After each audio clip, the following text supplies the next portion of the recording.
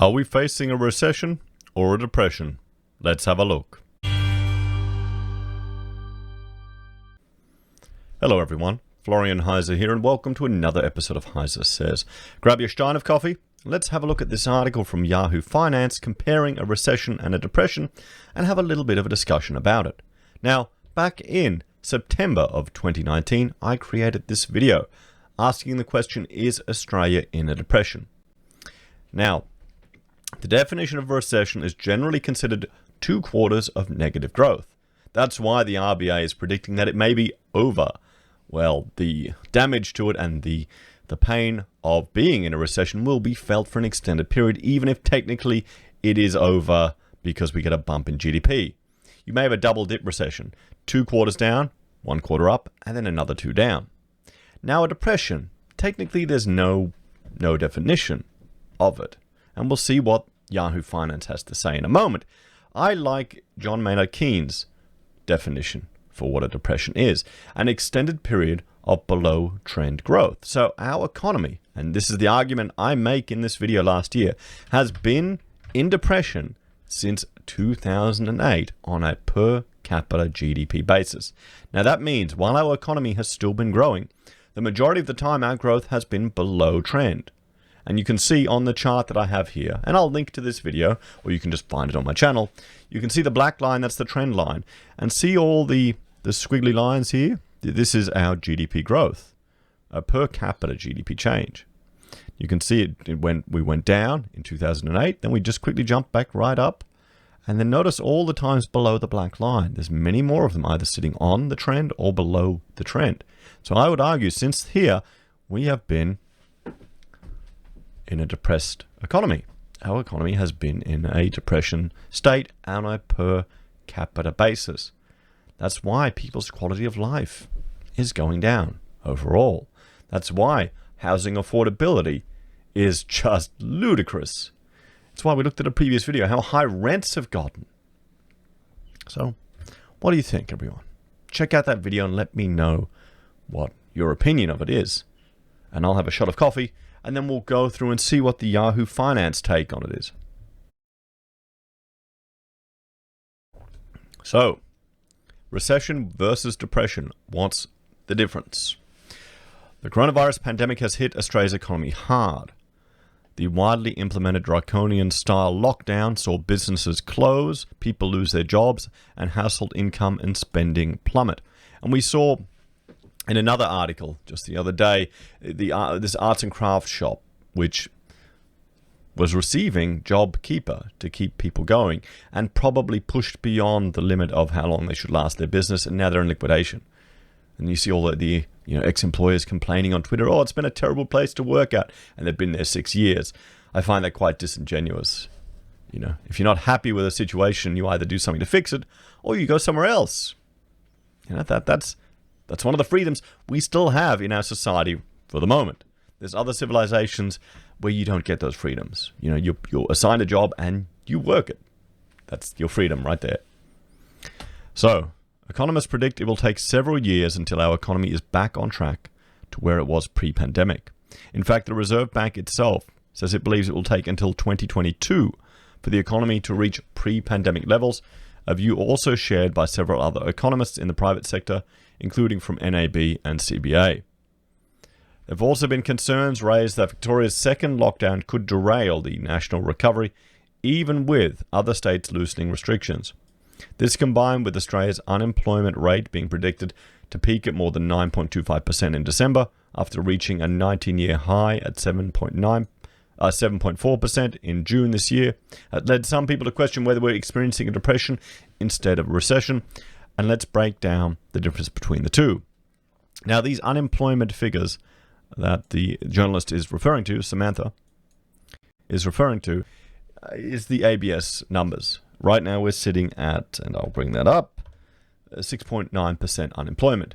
If you look at the Roy Morgan, and it's different methodologies for measuring this, it's much higher. The rule of thumb is generally to, I'm looking at housing affordability there, press the wrong button, is generally related, generally double it. Double the ABS to get a more accurate measure of what unemployment is. So what is a recession? A recession is generally characterized as a decline in economic activity, which then results in businesses and individuals spending less money. A recession in Australia is defined by a contraction in economic growth over 2 consecutive quarters. Some economists also consider a recession to be when stagnant economic growth lasts over 12 months, or there is a 1% increase in the unemployment rate. Is Australia in recession? In short, yes. In early September, the Australian Bureau of Statistics figures showed that our GDP actually shrank by 7% over the June quarter.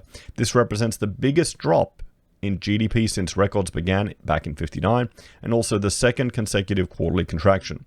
This is the worst economic growth in 61 years and follows a 0.3% decline in GDP across the March quarter. So what is a depression? A depression is generally defined as a more severe version of a recession, and I'd like to see that definition because I haven't found it. A depression is longer and more destructive, with years rather than quarters of economic declining activity. For example, the Great Depression in the US, GDP was negative for 6 out of 10 years, and 32, it shrank by a record of 12.9%. And for those of us that have been, oh, here we go, is Australia heading for a depression? No. No, we're not, okay? We're some way off being able to characterize this economic climate as a depression. Well, yeah, because you can't characterize it as that until you've actually come out of it. It would need to last for a lot longer and consistently before a depression became a reality, and thankfully many economists are confident of a recovery in the not too distant future. Well, let's just have a look at another series of predictions that economists made that they were confident of that didn't kind of work out over a 6-year period. But sure. I'm sure they're 100% right on this.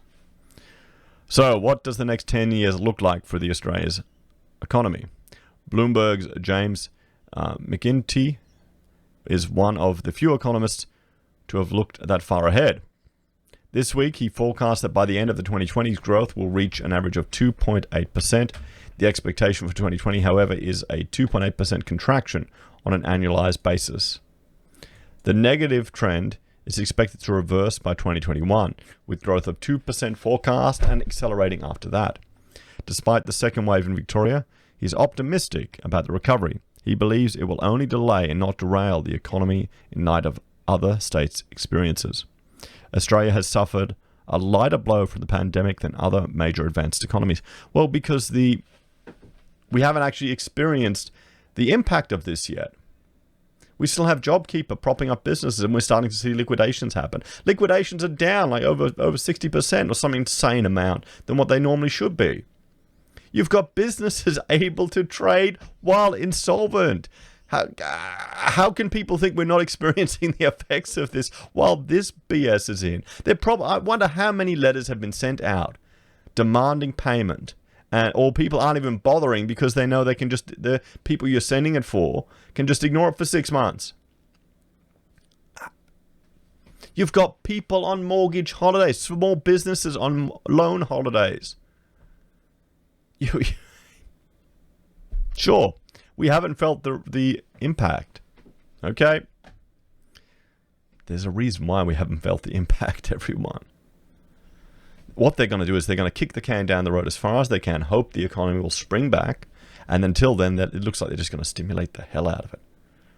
And just maybe decant people out of these properties they can't afford slowly with interest only and other deals with the banks. I think that's what they're hoping. They're hoping for a soft landing. Did that work in Ireland, guys? Has that ever worked before? Instead of a crash, you have a soft landing. So instead of crashing in a tropical island where there's food and plentiful and sure there'll be a few casualties, you're going to have a soft landing further up in the Himalayas, and then you're going to have to eat each other. Perfect analogy there for economic intervention. What do you reckon? I know I should watch it live again. Australia's virus outbreak was not as severe as expected, and the economy began reopening from the nationwide lockdown sooner than anticipated. Did it? It seemed to. We have all the extent anyway. Okay. He made a similar suggestion about the impact of Auckland's containment measures on the rest of New Zealand's economy. He predicts a 4.1% fall in New Zealand's GDP in 2020, followed by a similar acceleration in growth in subsequent years. So there we have it, everyone. Do you think Australia is headed for a depression or just a recession? What definition of depression do you prefer? Do you like the one I was referring to in this video? An extended period of below trend growth. Technically, that's depressed. Or the one that they've got here, like a mega recession going on for longer. I think this is more a historical definition of it, where I prefer the Keynesian suggestion, which is, well, more a active. But I guess it is historical too. But still, what do you think?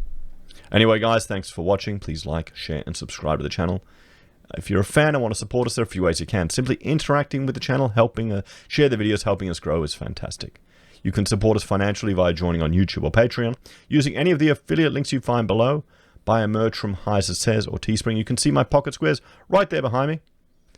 Or you can use Gold Pass or the Perth Mint. Take care, everyone. Have a great day. I'll see you next time.